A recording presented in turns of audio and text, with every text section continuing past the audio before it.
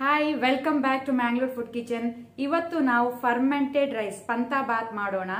ಇದು ಜಾಸ್ತಿಯಾಗಿ ಬೆಳಿಗ್ಗೆ ಬ್ರೇಕ್ಫಾಸ್ಟ್ಗೆ ಇದನ್ನು ಊಟ ಮಾಡ್ತಾರೆ. ಮಧ್ಯಾಹ್ನ ಸಹ ನಾವು ಊಟ ಮಾಡಬಹುದು.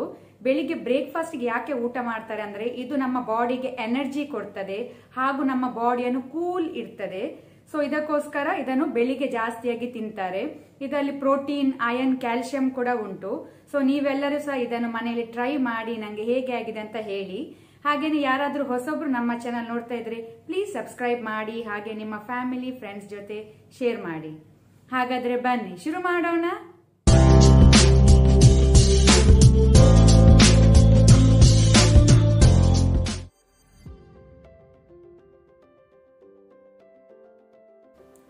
ಇಲ್ಲಿ ನಾವು ಕುಕ್ ಮಾಡಿಟ್ಕೊಂಡಂತಹ ರೈಸ್, ಸಾಲ್ಟ್, ಉಪ್ಪು, 1/2 ಕಪ್ ಮೊಸರು ಕರ್ಡ್, 1 ಕಪ್ ಮಿಲ್ಕ್ ಹಾಲು, ಅರ್ಧ ಇಂಚಿನಷ್ಟು ಜಿಂಜರ್ ಶುಂಠಿ ಇದನ್ನು ಸಣ್ಣಕ್ಕೆ ಕಟ್ ಮಾಡಿ ಇಟ್ಕೊಂಡಿದ್ದೇನೆ, 2 ಗ್ರೀನ್ ಚಿಲ್ಲಿ ಹಸಿಮೆಣಸು.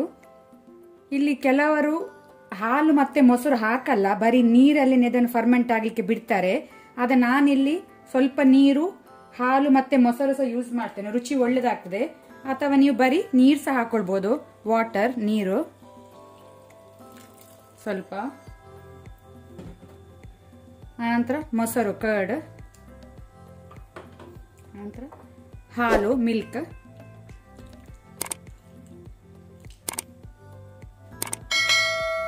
ಸಾಲ್ಟ್ ಉಪ್ಪು ರುಚಿಗೆ ತಕ್ಕಷ್ಟು, ಜಿಂಜರ್ ಶುಂಠಿ ಸಣ್ಣಕ್ಕೆ ಕಟ್ ಮಾಡಿ ಇಟ್ಕೊಂಡದ್ದು, ಆನಂತರ ಗ್ರೀನ್ ಚಿಲ್ಲಿ ಹಸಿಮೆಣಸು. ಈಗ ನೀವು ಇದನ್ನು ಒಳ್ಳೆ ರೀತಿ ಮಿಕ್ಸ್ ಮಾಡ್ಕೊಳ್ಳಿ.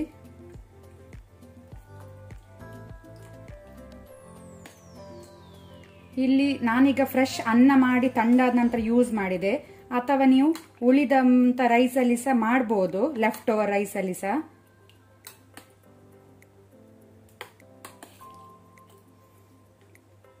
ಒಳ್ಳೆ ರೀತಿ ಮಿಕ್ಸ್ ಆದ ನಂತರ ನಾವೀಗ ಇದನ್ನು ಫರ್ಮೆಂಟ್ ಆಗ್ಲಿಕ್ಕೆ ಬಿಡಬೇಕು.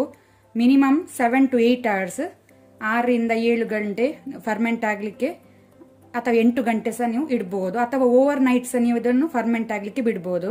ಇದನ್ನೀಗ ನಾವು ಬಾಯಿ ಮುಚ್ಚಿಡುವ. ಇಲ್ಲಿ 7 hours ಆಗಿದೆ, ಫರ್ಮೆಂಟ್ ಆಗಿದೆ ಅನ್ನ. ಒಮ್ಮೆ ಮಿಕ್ಸ್ ಮಾಡ್ಕೊಳ್ಳಿ. ಈಗ ನಾವು ಸ್ವಲ್ಪ 1 ಟೀ ಸ್ಪೂನ್ ಅಷ್ಟು ಲೆಮನ್ ಜ್ಯೂಸ್ ಅನ್ನು ಹಾಕೊಳ್ಳುವ, ಲಿಂಬೆ ರಸ.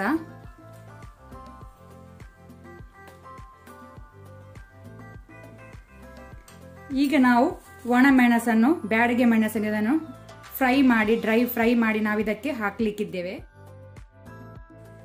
ಈಗ ನಾವು ಒಣ ಮೆಣಸನ್ನು ಸುಡುವ. ನೀವು ಕೆಂಡ ಇದ್ರೆ ಕೆಂಡದಲ್ಲಿ ಸಹ ಸುಡಬಹುದು. ಈಗ ನಾವು ಸುಟ್ಟಿಟ್ಟಂತ ಚಿಲ್ಲಿಯನ್ನು ಅನ್ನದ ಜೊತೆ ಮಿಕ್ಸ್ ಮಾಡ್ಕೊಳ್ಳುವ.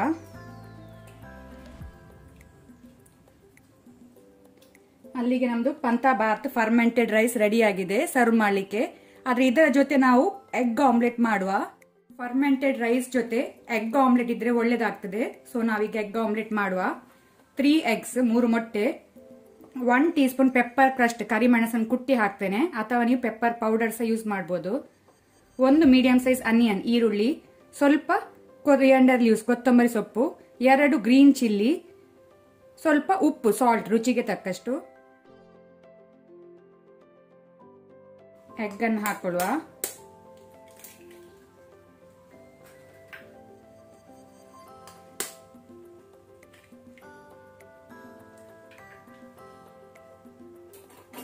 ಈಗ ಇದಕ್ಕೆ ನಾವು ಪೆಪ್ಪರ್ ಪೌಡರ್ ಹಾಕೊಳ್ಳುವ, ಪೆಪ್ಪರ್ ಕ್ರಸ್ಟ್ ಹಾಕೊಳ್ಳುವ. ನಿಮ್ಗೆ ನೀವು ಖಾರ ನೋಡ್ಕೊಂಡು ಅಡ್ಜಸ್ಟ್ ಮಾಡಬಹುದು. ಈಗ ಇದನ್ನು ಒಳ್ಳೆ ರೀತಿ ಬೀಟ್ ಮಾಡಿ.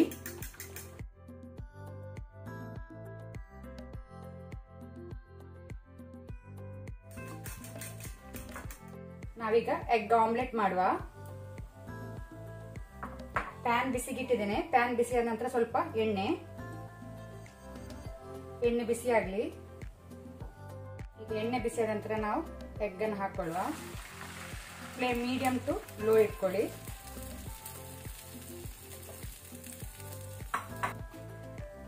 ಇದನ್ನೀಗ ನಾವು ಬಾಯಿ ಮುಚ್ಚಿ ಬೇಯಲಿಕ್ಕೆ ಬಿಡುವ. ಒಂದು ಸೈಡ್ ಫ್ರೈ ಆಗಿದೆ. ಈಗ ಇದನ್ನು ನಿಧಾನಕ್ಕೆ ಫ್ಲಿಪ್ ಮಾಡುವ.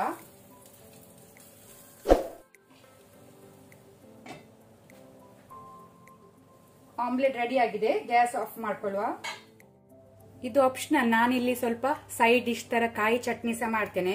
ಇಲ್ಲಿ ಸ್ವಲ್ಪ ತೆಂಗಿನ ತುರಿ, ಕೊಕೊನಟ್ ಗ್ರೇಟೆಡ್, ಅದಕ್ಕೆ ಸ್ವಲ್ಪ ಸಾಲ್ಟ್, ಉಪ್ಪು, ಆನಂತರ ಒಂದು ಸುಟ್ಟ ಒಣಮೆಣಸು. ಇದನ್ನು ಕಿವಿಚಿ ಈ ರೀತಿ ಮಿಕ್ಸ್ ಮಾಡ್ಕೊಳ್ಳಿ. ಇದು ಒಳ್ಳೇದಾಗ್ತದೆ ಅನ್ನದ ಜೊತೆ.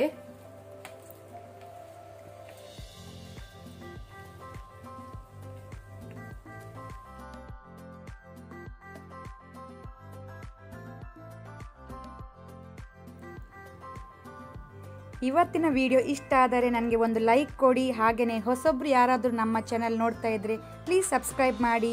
ಈ ವಿಡಿಯೋವನ್ನು ನಿಮ್ಮ ಫ್ಯಾಮಿಲಿ ಫ್ರೆಂಡ್ಸ್ ಜೊತೆ ಶೇರ್ ಮಾಡಿ. Thank you.